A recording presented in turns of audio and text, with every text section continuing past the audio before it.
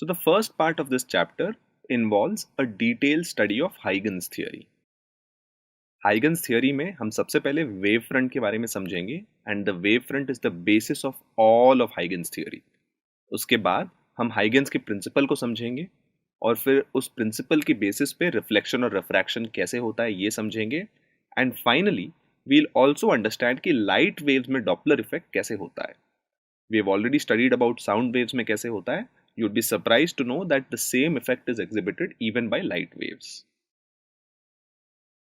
So let's start with the first part, which is understanding कि wave front क्या होता है. Wave front को समझने के लिए imagine that a drop falls into water. What happens as a consequence is that उस drop की वजह से जो disturbance created है वो outward direction में travel होता है और ऊपर से देखते हुए it seems like circular paths.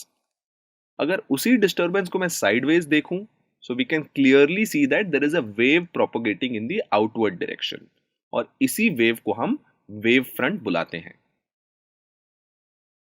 So any disturbance that is created at the centre travels radially outward. तो किसी भी पॉइंट ऑफ टाइम पे मैं उस डिस्टर्बेंस को ट्रैक करूं the direction is always radially outward as shown. Wave front का definition ये होता है कि a wave front is the locus of all points, ऐसे सारे पॉइंट्स जो सेम फेस पे ऑसिलेट करते हैं तो वही डिस्टर्बेंस का पार्ट है. So all points which are at the same wave front have started from the same disturbance. तो मान लो t इक्वल टू 1 पे एक बूंद गिरा, वो बूंद से जो डिस्टर्बेंस है वो कुछ देर बाद वो सारे एक ही सर्कल का पार्ट होंगे.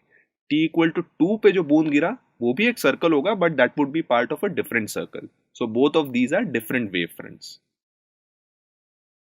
The important property of wavefronts is that जो light rays हैं वो हमेशा perpendicular direction में travel करते हैं to the plane of the wavefront. So let's say a wavefront starts from the center, वो हमेशा perpendicular to the wavefront होंगे. So if you draw a tangent at that circle at that point, the light direction is always perpendicular to that tangent as indicated. So this property is very useful.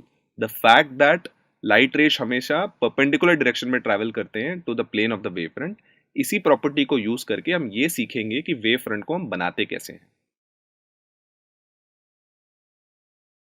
The second definition you need to understand is that जिस speed से the wavefront moves outward from the source, source से जितनी speed में वो बाहर की तरफ move कर रहा है उसी को wave का speed v कहा जाता है.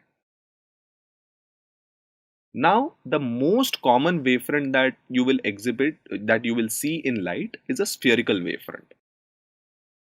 तो spherical wavefront एक point source के लिए होता है जो uniformly सारे direction में wave emit करता है.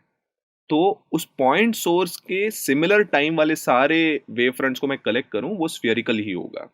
ये आपको अभी समझने में इस definition से मुश्किल लग रहा होगा, so let us see a demonstration for that. तो मान लो मेरे पास एक होमोजीनियस आइसोट्रोपिक मीडियम है, मतलब ये यूनिफॉर्म है और इसकी प्रॉपर्टी सारे डायरेक्शंस में सेम ही है, अलग अलग डायरेक्शंस में अलग नहीं है. तो let me imagine a light source. उस लाइट सोर्स से एक डिस्टर्बेंस हुआ सारे डायरेक्शन में तो वो स्फीयर बनाता है. वो डिस्टर्बेंस और थोड़ा ट्रैवल हुआ और बड़ा स्फीयर बनाता है, और थोड़ा ट्रैवल हुआ it makes an even bigger sphere because सारे सेम डिस्टेंस कवर करते हैं फॉर द सेम टाइम.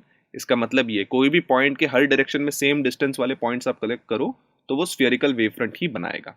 तो पॉइंट सोर्स हमेशा स्फीयरिकल वेव फ्रंट बनाता है if the direction of propagation and the propagation in all directions happens in a homogeneous and isotropic medium. There is one more thing which is called as a plane wavefront. Plane wavefront is a subset of spherical wavefront.